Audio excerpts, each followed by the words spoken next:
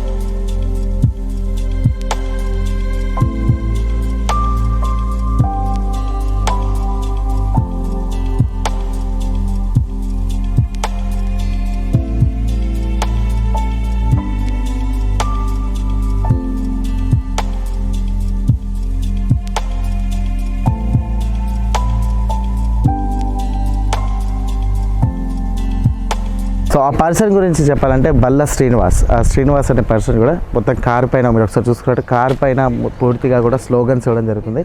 So ఇలా car చుట్టుపక్కల మొత్తం కూడా అంటే కారు ప్రతి డోర్కి కూడా భ్రూణ హత్యలు నివారించండి, ఆడపిల్లల్ని కాపాడండి, దయచేసి ఒక్కసారి ఆలోచించండి, ఇంటి వారసుడి కోసం ఆడపిల్లల్ని చంపకండి, అది చట్టరీత్యా నేరం అని చెప్పేసి అలాంటి స్లోగన్. అండ్ నాన్న నన్ను చంపకు, నేను నిన్ను బాధ పెట్టను, భ్రూణ హత్యలను నివారించండి, ఆడపిల్లల్ని కాపాడండి అని కొటేషన్ కూడా ఇవ్వడం జరిగింది. సో ముందు భాగంలో చూసుకున్నట్టయితే మొత్తం కూడా సో గౌరవ ప్రధానమంత్రి, సో మన దేశ ప్రధానమంత్రి అయినటువంటి నరేంద్ర మోదీ గారికి దయచేసి సేవ్ ద గర్ల్ డిపార్ట్మెంట్ ఏర్పాటు చేయండి, ఆడపిల్లల ప్రాణాలు కాపాడండి, save girl, save women and save India and save girl department అని చెప్పేసి ఆయన నేరుగా మన దేశ ప్రధానికి కూడా వినపడే విధంగా ఆయన సంబంధించినటువంటి ఆయన శక్తికి సంబంధించినటువంటి ప్రయత్నం అయితే చేస్తూ ఉన్నాడు. సో ఇలా చూసుకున్నట్టయితే నానమ్మ అమ్మమ్మ నన్ను చంపకండి అండ్ నేను మీకు భారం కాను, బాధ్యతలను పంచుకుంటా అని చెప్పేసి అంటే ఈ గడిచిన కాలంలో చూసుకున్నట్టయితే చదువు రాని కొంతమంది చదువుకొని అనే వారు ఉంటారు కదా, ఇల్లిటరస్ పీపుల్స్ కూడా వాళ్ళకు కూడా చెప్పడానికి అనే ఉద్దేశంతో కూడా ఇలా నానమ్మ అమ్మమ్మ అనే టైప్లో నన్ను చంపకండి, నేను మీకు భారం కాను, బాధ్యతను పంచుకుంటాను, ఖచ్చితంగా కూడా బాధ్యత కొడుకుతో సమానంగా కూడా నన్ను చూడండి అనే విధానంగా వారు చెప్పడం జరుగుతుంది. అండ్ ఇంకొక స్లోగన్ వచ్చేసి సేవ్ ద గర్ల్ డిపార్ట్మెంట్ అని చెప్పేసి స్లోగన్ చూసుకోవచ్చు. మళ్ళీ అలాగే ఇంటి వారసుడి కోసం నెలను నిండని ఆడపిల్లలను చంపకండి, అమ్మ నాకు బ్రతకాలనుంది, దయచేసి నన్ను చంపకండి, నేను మిమ్మల్ని బాధ పెట్టను అని చెప్పేసి అనే ఉద్దేశంతో కూడా చాలా చక్కటి స్లోగన్స్ ఇవ్వడం జరుగుతుంది. సో దీనికి సంబంధించి కూడా ప్రస్తుత సమాజంలో కాస్త అవేర్నెస్ కోసం కూడా శ్రీనివాస్ గారు ప్రయత్నం చేస్తున్నారు. సో శ్రీనివాస్ గారు మనతో ఉన్నారు. సో శ్రీనివాస్ గారు నమస్కారం. చాలా గొప్ప ఆలోచన వచ్చిందని చెప్పేసి అనుకోవచ్చు, ఎందుకంటే చాలా మటుకు అందరూ కూడా కాస్త దీనిపైన దృష్టి పెట్టకనే ప్రస్తుత సమాజంలో అలాగా ఉందని చెప్పేసి నేను అనుకుంటున్నాను. సో అది మీరు అనుకున్నారు కాబట్టి ఇలా ఈ వినూత్నంగా దీన్ని తయారు చేయడం జరిగింది, అలాగే దీన్ని ఇంప్లిమెంట్ చేస్తున్నారు. సో ఇలా స్టార్ట్ చేయడానికి ప్రధానంగా ఒక థాట్ అయితే వస్తుంది ఖచ్చితంగా. ఆ థాట్ అనేది ఏందో కొంచెం మాకు షేర్ చేసుకుంటారు? ఏం లేదండి, 2016లో నేను సబ్ ఇన్స్పెక్టర్ ప్రిపేర్ అయినప్పుడు అక్కడ మేము స్టడీ లైబ్రరీ పక్కన ఒక అమ్మాయిని వాళ్ళ భర్త నైటే చంపేసిండు. చంపేస్తే మార్నింగ్ డిపార్ట్మెంట్కి మేము వాళ్ళకి ఇన్ఫర్మేషన్ ఇవ్వడం జరిగింది. అక్కడ ఉన్న డిప్యూటీ సూపరింటెండెంట్ ఆఫ్ పోలీస్ స్థాయి అధికారి సర్కిల్ ఇన్స్పెక్టర్ వచ్చారు. సో ఎందుకు చంపిండు ఏంది అనేది వస్తే ఇన్వెస్టిగేషన్ చేస్తే సో ఇద్దరు పాపలే పుట్టారు. సో పాపలు పుట్టడం ద్వారా వాడు ఏం చేసిండంటే నాకు వారసుడు కావాలా, నాకు మగపిల్లాడు కావాలని చెప్పి ఆమె రాత్రే చంపేసిండు. వాడు చంపేసి కూడా ఎటువంటి ఇన్ఫర్మేషన్ లేదు, లాక్ చేసి వెళ్ళిపోయిండు. సో డిపార్ట్మెంట్ వచ్చింది, మాట్లాడింది. సో మగపిల్లాడు పుట్టలేడు అంటే అప్పుడున్న సిఎస్ అధికారి మాట్లాడిండు, అది మన బాయ్స్లో జెంట్స్లో ఉంటుంది. XY XX అనే క్రోమోజోమ్లు అనేది బాయ్ అనేది డిక్లేర్ అయ్యేది జెంట్స్ దగ్గర ఉంటుంది. సో తన తప్పేం లేదు, తనని ఎంత క్రూరంగా చంపిండంటే అంత క్రూరంగా చనిపోయిండు. సో తనని ఇంట్లోకి వెళ్ళి బాడీ తీసుకొస్తే ఆటోలో కూడా సరిగ్గా తీసుకెళ్ళలేదు. సో తనని కాళ్ళ దగ్గర ఇట్లా హెడ్ అనేది బయటకు వచ్చేసింది, మౌత్లోకి వెళ్ళి నోస్లోకి వెళ్ళి బ్లడ్ వస్తూనే ఉంది కంటిన్యూగా. అమ్మాయికి మోర్ దెన్ ఒక 21 ఇయర్స్ కూడా లేవు. సో ఆ టాపిక్ని చూసిన నేను మొన్న 2016లో జరిగింది. సో ఇంకా రీసెంట్లో కూడా ఒకటి జరిగింది, ఎప్పుడు మన సుమన్ టీవీలో వచ్చింది. సో అడ్వకేట్ ఉండి ఇద్దరు ఆడపిల్లలు పుట్టిండ్రు. 30 lakhs తీసుకుండు, డౌరీ తీసుకుండు, బంగారం తీసుకుండు, అన్నీ తీసుకుండు. సో ఆమె చేతిలో లేదు కదా, అది దేవుడు రాసిన రాతను మనిషి తిరగా రాస్తున్నాడు, అది తప్పు అనేది మనం ఇన్ఫర్మేషన్. అడ్వకేట్ కూడా ఏం చేసిండు, మళ్ళీ ఇంకో పెళ్లి చేసుకుంటా ఆమె ఇద్దరు ఆడపిల్లలు ఇంట్లోకి వెళ్ళి బయటకు నూకేయడం జరిగింది. సో అది చాలా ఇప్పుడు మన లేటెస్ట్ కూడా జరిగింది. సో అలాంటి సొసైటీలు ఎన్నో జరుగుతున్నాయి, అవన్నీ ఆపాలనే ఉద్దేశంతోనే ఈ సేవ్ గర్ల్ డిపార్ట్మెంట్ని నేను ఫామ్ చేయడం జరిగింది. యాక్చువల్ అయితే pre conceptional pre nautical diagnose act ఇది 1994లోనే వచ్చింది. ఈ డిపార్ట్మెంట్ని ఎందుకు ఏర్పాటు చేయమంటున్నామంటే ఈ PCP NDT యాక్ట్ లింగ నిర్ధారణ చట్టం 1994 యాక్ట్ అనేది ఇంప్లిమెంట్ అవ్వట్లేదు. ఆ చట్టాన్ని ఇంప్లిమెంట్ చేయాలనే ఈ డిపార్ట్మెంట్ని ఫామ్ చేస్తున్నాం. సో ఇక్కడ మనం క్లియర్గా చూడొచ్చు, ఈ పిక్లో చూడొచ్చు, ఈ బేబీ చెప్తుంది. సో ఈ బేబీ ఏమని చెప్తుంది, అమ్మ నాకు బ్రతకాలని ఉంది, దయచేసి నన్ను చంపకండి, నేను మిమ్మల్ని బాధ పెట్టాను. సో నేను పుట్టిన తర్వాత మిమ్మల్ని ఏం బాధ పెట్టా, పెరిగినాక కూడా నేను బాధ పెట్టా, ఏదనేది కూడా మీకు నేను ఇట్లా ప్రాబ్లం చెయ్య, సో నన్ను బతకనియండి అని ఈ పాప చెప్పడం జరుగుతుంది. సో ఈ పాప అనేది రిక్వెస్ట్ చేస్తూ ఉంది, హంబుల్గా రిక్వెస్ట్ చేస్తుంది, దయచేసి నన్ను చంపొద్దు, ఏమని, ఇంటి వారసుడి కోసం నెల నిండని ఆడపిల్లలను చంపకండి. కడుపులో ఉన్న బేబీ తన తల్లికి చెప్తుంది, సో మమ్మీ తమ్ముడు కోసం నన్ను చంపకు, నాకు బ్రతకాలని ఉంది, ప్లీజ్ నన్ను బతకనియ్యు. సో నేనేమన్నా జెండర్ ఈక్వాలిటీ అనేది రావాలా, అమ్మాయి అంటే మైనస్ అని, అబ్బాయి అంటే ప్లస్ అని అది పోవాలా, అందరని ఈక్వాలిటీ రావాలనే ఉద్దేశంతోనే ఈ డిపార్ట్మెంట్ ఏర్పాటు చేయడం జరిగింది. ఈ పాప ఫీలింగ్స్ చెప్తుంది, కడుపులో ఉన్న బేబీ తన ఫీలింగ్స్ తన మదర్కి చెప్తుంది. కానీ మదర్ కూడా అర్థం చేసుకుంటలేదు. కొందరు ఆడవాళ్ళనే వద్దనుకుంటారు, మాకు ఆడ పుట్టుక పుట్టినా మాకు ఆడపిల్లలు వద్దని, అది కూడా పోవాలనే ఉద్దేశంతోనే ఎవరికి భయం లేదు. యాక్చువల్ ఏంటంటే ఇప్పుడు డిపార్ట్మెంట్ ఉంది, పోలీస్ డిపార్ట్మెంట్ ఉంది, ఏం చేస్తుంది, ఇప్పుడు దొంగతనం చేస్తే మనం భయపడతాం, ఏమైనా తప్పు చేయాలన్నా భయపడతాం. ఎందుకు, దెన్ ఎఫ్ఐఆర్, రిమాండ్ పంపిస్తారు, జైలుకి పంపిస్తారు, శిక్ష పడుతుందని. వీళ్ళకి ఏమైపోయింది, డబ్బులు ఉన్నాయి అని నేను అందరిని అనట్లేదు, కొందరు మాత్రమే చేస్తారు. మ్యాక్సిమం 70% ఇదే జరుగుతుంది. 2018లో మనకు బీబీసీలో ఒక ఆర్టికల్ వచ్చింది, భారతదేశంలోనట 10 సంవత్సరాలకు ఒకసారి జరిగే జనాభా లెక్కల 2011లో జరిగితే దాదాపు ఇండియాలో 1,50,00,000 మంది ఆడపిల్లల్ని చంపుతున్నారు.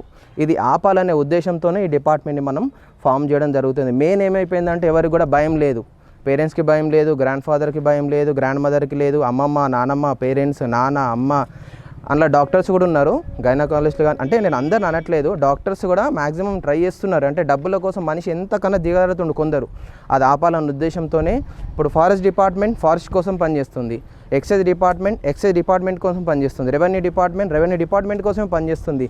ఈ డిపార్ట్మెంట్ ఉద్దేశం ఏంది, ఇది కూడా యూనిఫామ్ సర్వీసే. వీళ్ళందరూ ఏం చేస్తారు, ఎక్కడెక్కడ హాస్పిటల్స్ ఉన్నాయి, ఎక్కడెక్కడ ఏం జరుగుతున్నాయి, వీళ్ళు ఏం చేయాలా, ఒక్క డాక్టర్ని కానీ ఒక పేరెంట్ని కానీ ఎవరైతే చేసిర్రో వాళ్ళని రిమాండ్ పంపాలా. ఒక్కోళ్ళని సొసైటీలో జైలుకి పంపించినాం అనుకో ఫ్యామిలీని, మిగిలిన ఉన్న డాక్టర్స్ కానీ పేరెంట్స్ కానీ వాళ్ళ ఇంట్లో ఉన్న ఫ్యామిలీ మెంబర్స్ కానీ బ్లడ్ రిలేషన్ అందరూ కూడా భయం వస్తుంది, అరే మాకు ఇట్లా ప్రాబ్లం అయ్యి. డాక్టర్లు కూడా వెనుక ముందవుతారు. అంటే డబ్బు కోసం మనిషి ఎంతకన్నా దిగజారద్దనే ఉద్దేశంతో మనం చెప్తే వీళ్ళు వినరు, వాడికి భయం లేదు. ఇప్పుడు డిపార్ట్మెంట్ పోలీసు వాళ్ళు ఉన్నారనే మనం భయపడుతున్నాం, దొంగతనం చేయాలన్నా ఏదన్నా ఇంకేదైనా పని చేయాలని, ఎందుకు పోలీసులు ఉన్నారు అరెస్ట్ చేస్తారని. వీళ్ళకి ఏమైపోయింది, అమ్మాయి కదా తేలిక తీసేద్దాం, ఎవడేం చేస్తాడు, అది వద్దు, అమ్మాయిని మనం బ్రతకనియాలనే ఉద్దేశంతోనే మనం ఈ డిపార్ట్మెంట్ ఫామ్ చేసినాం.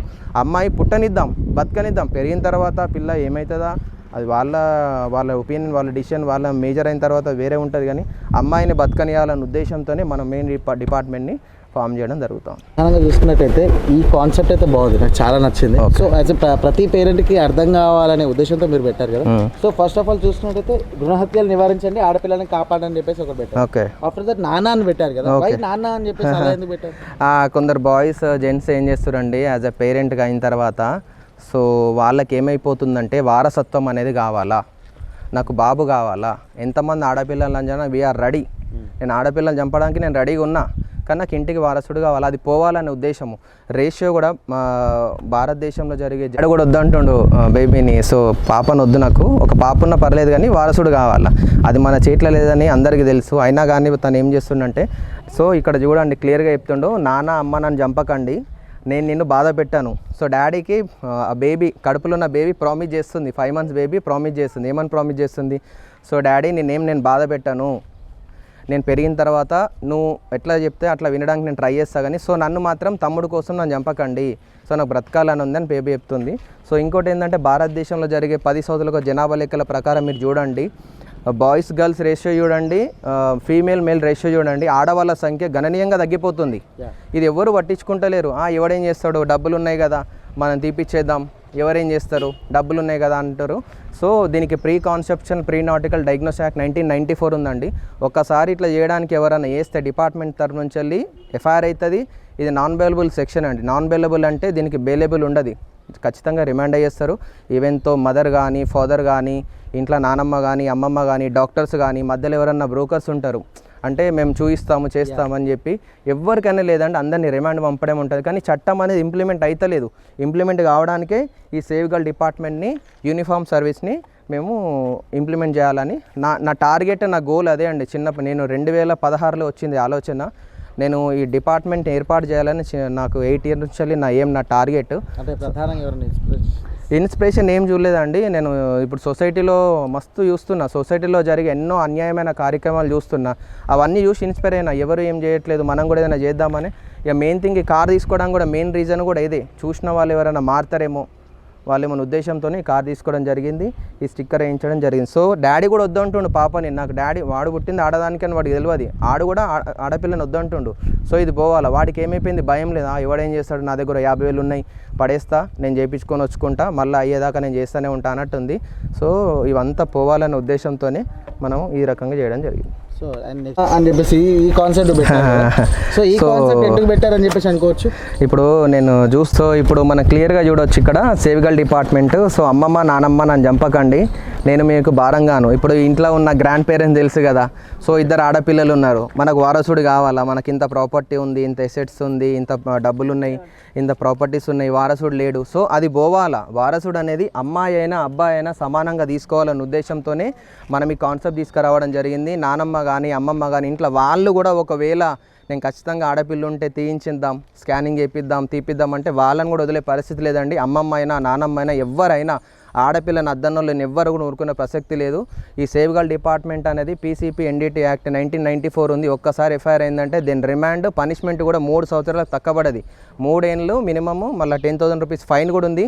సో ఈ చట్టాన్ని ఇంప్లిమెంట్ చేయాలని ఈ సేవ్ గర్ల్ డిపార్ట్మెంట్ చేయడం జరిగింది. అమ్మమ్మకు వదిలేదు లేదు, నానమ్మకు వదిలేదు, ఆడపిల్లని పుట్టుక వద్దన్న ఎవరిని కూడా ఊరుకునే పరిస్థితి లేదండి. ఎవరినైనా రిమాండ్ పంపడం, కేసు చేయడము ఎవరు కూడా అథారిటీస్ లేవు, ఫుల్ పవర్స్ ఉన్నాయి చట్టానికి. ఆ చట్టాన్ని ఇంప్లిమెంట్ చేయడానికే ఈ డిపార్ట్మెంట్ని ఏర్పాటు చేయడం జరుగుతూ ఉంది. ఓకే.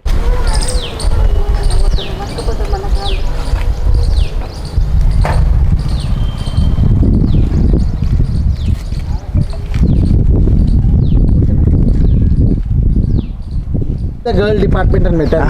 ఓకే, ఇది పెట్టడం అంటే ఇందాక మీరు చెప్పారు కదా అన్ని డిపార్ట్మెంట్ పెట్టడం జరిగింది. So this is a logo. దీనికి ప్రధానంగా ఏం తీసుకోవచ్చు అంటే దీనివల్ల ఏం చెప్తున్నారు? ఇప్పుడు పోలీస్ డిపార్ట్మెంట్ పోలీస్ లోగో ఉంటుంది. సో ప్రతి డిపార్ట్మెంట్కి ఒక లోగో ఉంటుంది, ఎక్సైజ్కి ఒక లోగో ఉంటుంది, ఫారెస్ట్కి ఒక లోగో ఉంటుంది, రెవెన్యూ డిపార్ట్మెంట్కి ఒక లోగో ఉంటుంది, మున్సిపల్కి ఒక లోగో ఉంటుంది.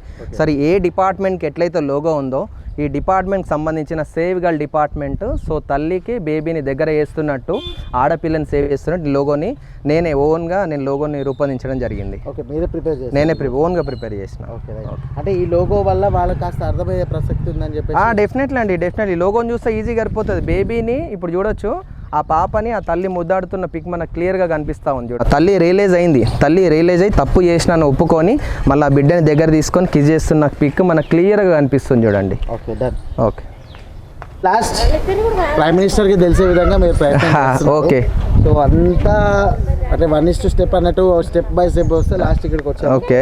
సో ప్రధాని మోదీ గారికి మీరు దయచేసి సేవ్ ద గర్ల్ డిపార్ట్మెంట్ ఏర్పాటు చేయాలని చెప్పేసి అంటున్నారు. సో రీచ్ అవుతుంది అనుకుంటున్నారా? డెఫినెట్లీ రీచ్ అవుతుందండి. నేను హంబుల్ రిక్వెస్ట్ చేస్తున్నా ప్రైమ్ మినిస్టర్ మోడీకి ఒకటి రిక్వెస్ట్ చేస్తా ఉన్నా, హంబుల్ రిక్వెస్ట్, ఈ సేవ్ గర్ల్ డిపార్ట్మెంట్ని ఏర్పాటు చేయాలా. సో ప్రధానమంత్రి చేతుల నుండి భారతదేశంలో ఉన్న 28 రాష్ట్రాలు 8 కేంద్రపాలిత ప్రాంతాల్లో ఈ చట్టాన్ని ఇంప్లిమెంట్ చేసే అధికారం ఒక ప్రైమ్ మినిస్టర్ మోడీకి ఉంది. It's my humble request. శాసనాలు చేయాలా, దానికి సంబంధించిన రూల్స్ అండ్ రెగ్యులేషన్ తీసుకురావాలా, అమెండ్మెంట్ తీసుకురావాలా, చట్టాన్ని రూపొందించి దాని శాసనాలు చేయాలనే నా హంబుల్ రిక్వెస్ట్. గౌరవం లీన మన భారతదేశ 3వసారి ఎలక్టెడ్గా చేయన మన ప్రధాన మంత్రి నరేంద్ర మోడీ గారికి ఇట్స్ మై హంబుల్ రిక్వెస్ట్ చేస్తూ ఉన్నా. ఖచ్చితంగా శాసనాలు చేయండి. శాసనాలు చేస్తే దీనికి నా అంచనా ప్రకారం ఒక 9,000 కోట్లు అవుతుండొచ్చు. భారతదేశంలో ఈ డిపార్ట్మెంట్ని ఏర్పాటు చేయాలి, ఫండ్స్ తీసుకురావాలి, జాబ్స్ పెట్టాలి, నోటిఫికేషన్ తీసుకురావాలి. డబ్బు గురించి ఫండ్స్ గురించి ఆలోచించకుండా ఉమెన్ రేషియోని ఎట్లా పెంచాలి, గర్ల్ రేషియోని ఎట్లా పెంచాలి, ఆడపిల్లని ఎట్లా కాపాడాలి, ఎట్లా సేవ్ చేయాలి, ఆడపిల్లని ఎట్లా సేవ్ చేస్తే మనం మన పక్క దేశాలు కూడా చూడండి, యూరోప్ కానీ మన యుఎస్లో కానీ యూకేలో కానీ కెనడాలో కానీ అక్కడ ఉన్న ఆర్టికల్స్లో క్లియర్గా చెప్తున్నారు భారతదేశంలో ఎవ్రీ ఇయర్ ఉమెన్ రేషియో తగ్గిపోతుంది, గర్ల్ రేషియో తగ్గిపోతుంది. గర్ల్ రేషియో పెంచాలి అంటే ఈ డిపార్ట్మెంట్ని ఫామ్ చేయాలా. సేవ్ గర్ల్ డిపార్ట్మెంట్ ఎందుకు పనిచేస్తుంది? ఈ ఎవరైతే లింగ నిర్ధారానికి చట్టానికి ఎవరైతే పనిచేస్తున్నారో పేరెంట్స్ కానీ గ్రాండ్ పేరెంట్స్ కానీ బ్లడ్ రిలేషన్ కానీ సొసైటీలో ఉన్న డాక్టర్స్ కానీ నేను అందరికి అనట్లేదు, కొందరికి మాత్రమే. కొందరంటే మ్యాక్సిమం ఎవరైతే చేస్తున్నారో వాళ్ళందరికీ పనిష్మెంట్ చేసే విధంగా శాసనాలు చేయాలా, పార్లమెంట్లో దాని చట్టరూపం దాల్చాలని నేను గౌరవ ప్రధానమంత్రి నరేంద్ర మోడీ గారిని కోరడం జరుగుతూ, అలాగే మీరు చివరిగా చూడొచ్చు ఇక్కడ క్లియర్గా చూడండి, ఉమెన్ని సేవ్ చేసే ఉద్దేశంతో సేవ్ గర్ల్ అని, ఉమెన్ని సేవ్ చేసే ఉద్దేశంతో ఉమెన్ అని, ఉమెన్ని ఉద్దేశం సేవ్ చేయాలని ఉద్దేశం సేవ్ ఇండియా అని విత్ ఫ్లాగ్తో చేయడం జరిగింది. ఇక్కడ చూడొచ్చు మనకు క్లియర్గా గర్ల్ ఫోటో పిక్ కనిపిస్తుంది. సో ఇక్కడ మీరు పిక్ చూడండి ఎంత క్లియర్గా పిక్ కనిపిస్తుంది. సో తల్లి బిడ్డ వచ్చి సో తను ప్రెగ్నెంట్ లేడీ. సో అక్క ఇంకో బేబీ చెప్తుంది, బేబీ మమ్మీ చెల్లి ఉందే లోపల చంపకని చెప్పి, మమ్మీ ప్లీజ్ చెల్లెని చంపకని చెప్తుంది. సో చివరిగా మనం చూడొచ్చు, ఇది చూడొచ్చు, సేవ్ గర్ల్ డిపార్ట్మెంట్ ఏర్పాటు చేయాలా, నరేంద్ర మోడీ గారు సేవ్ చేయాలనే ఉద్దేశంతో మనం ఈ టాపిక్ తీసుకురావడం జరిగింది. ఇంకోటి ఏంటంటే ఇది మనకి ఎవరైతే అవకాశం ఇచ్చారో చట్టం టీవీ మన సిరిగద ప్రసాద్ అన్న గారికి స్పెషల్ థ్యాంక్స్ చెప్పి క్లోజ్ చేస్తాం. చూసారు కదా, ఖచ్చితంగా కూడా ప్రతి ఒక్కరిలో చేయుత రావాలి, ప్రతి ఒక్కరిలో మార్పు రావాలని చెప్పేసి శ్రీనివాస్ గారు చాలా ప్రయత్నం, అసలు అన్ఎక్స్పెక్టెడ్, అసలు నిజంగా చెప్పాలంటే హ్యూజ్ ఆఫ్ రెస్పెక్ట్ అని చెప్పేసి చెప్పుకోవచ్చు. ఎందుకంటే ఇలాంటి అరుదుగా ఉన్నటువంటి అంటే ప్రజలకు మనకు సంబంధించి కూడా మొత్తం కూడా అందరికీ కూడా చైతన్యం రావాలి, వారిలో మార్పు రావాలని చెప్పేసి ఈయన ప్రయత్నం కూడా హర్షించదగ్గం. అలాగే వారికి సంబంధించినట్టు కూడా అన్ని డిపార్ట్మెంట్కి సంబంధించినటువంటి కూడా ఖచ్చితంగా ఏర్పాటు చేయాలని చెప్పేసి సీదా మనకు ప్రధానమంత్రి నరేంద్ర మోదీ గారికి ఈ యొక్క అవకాశాన్ని, అలాగే ఈ యొక్క ఆర్టికల్ ఏదైతే ఉందో ఖచ్చితంగా ఇంప్లిమెంట్ చేయాలని చెప్పేసి వారు కోరడం జరుగుతుంది. అలాగే ప్రతి ఒక్కరికి కూడా ఖచ్చితంగా ఆడపిల్లలకు ఉన్నటువంటి హక్కును, అలాగే ఆడపిల్లలకు ఉండాల్సినటువంటి బాధ్యతను వారు తెలియజేయడం జరుగుతుంది. సో ఇది ఇలాంటి పనిని ఎంచుకున్నందుకు వారికి హ్యాట్స్ ఆఫ్ చెప్తూ, సో మీరు చివరిగా ఏం చెప్పాలనుకుంటున్నారు? ఏం లేదండి, ఫస్ట్ ఆఫ్ ఆల్ గర్ల్స్కి రెస్పెక్ట్ చేయండి. సో ఉమెన్ జెంట్స్ అని అది బాయ్ గర్ల్ అది డిఫరెన్స్ అనేది చూపించొద్దు. So all are equal. So ఇంకోటి ఏంటంటే బాయ్ ఎంతనో గర్ల్ ఎంతనో ప్రతి ఒక్కరు తెలుసుకోవాలి. ముఖ్యంగా ఏంటంటే మనం ఫస్ట్ ఆఫ్ ఆల్ గర్ల్స్ని, మనం ఆడపిల్లని బ్రతకనివ్వాలి. ఫస్ట్ ప్రయారిటీ అది.